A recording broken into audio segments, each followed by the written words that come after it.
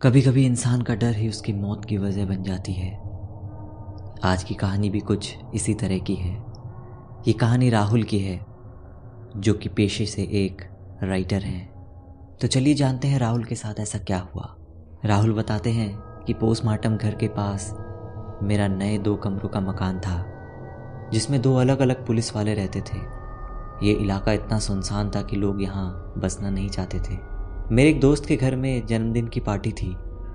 कोहरा इतना तेज था और दोनों पुलिस वाले ड्यूटी पर गए हुए थे। मैं किचन में रहा करता था ताकि मुझे लिखने में आसानी हो। मैं एक भूतिया कहानी पर काम कर रहा था। रात के 10 बजे के करीब मैं घर लौटा और आते ही मैं अपनी कहानी लिखने लग गया। वो बात अलग है कि ये कहानी आज तक पूरी नहीं हो पाई। किचन काम चलाऊ था, जिसमें मेरे लेटने से लेकर कुर्सी मेज सभी आ जाते थे, लेकिन अंदर कोई कुंडी नहीं थी। मैं डंडा लगाकर काम चला लिया करता था। कहानी लिखते लिखते अचानक मुझे डर का एहसास हुआ। मैंने लिखना छोड़कर रज़ाई में लेट गया। मैंने मोबाइल ऑन किया और गाने सुनने लगा। अभी 5 मिनट ही हुए होंगे कि एक कबूतर के पंख फड़फड़ाने की आवाज़ आई। मुझे लगा कि कबूतर शायद अपना घर बना रहा होगा। फिर मैं बिना फिक्र किए दोबारा गानों में खो गया। कुछ देर बाद ठीक उसी तरीके से एक फड़फड़ाने की आवाज़ आई। मैंने ध्यान नहीं दिया।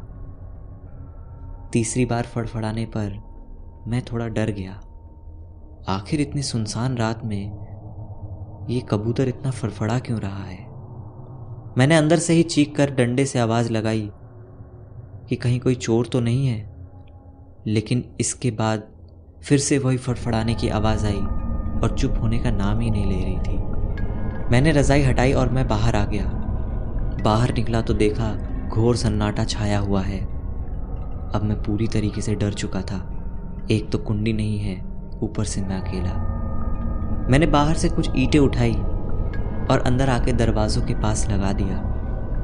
हालांकि मेरी हिम्मत तो ईंट उठाने की भी नहीं हो रही थी, मगर क्या कर सकते हैं। मैं रज़ाई में घुसकर फिर से गाने सुनने लगा और सोचने लगा कि सुबह हो जाए तो मैं यहाँ से निकल जाऊँ। आधे घंटे गुजर जाने के बाद मुझे ऐसा एहसास हुआ कि सुबह होने वाली है। फिर अचानक से दरवाजे पर लगी ईंटें सारी बिखर गई। मैं बिना हिले डुले डर कर चुपचाप रज़ाई में घुसा रहा। रज़ाई के एक कोने से मैंने आंख निकाल कर देखा तो दरवाज़ा थोड़ा खुला और अंदर एक काले रंग का हाथ आया। ये देखकर मेरी सांसें अटक गई।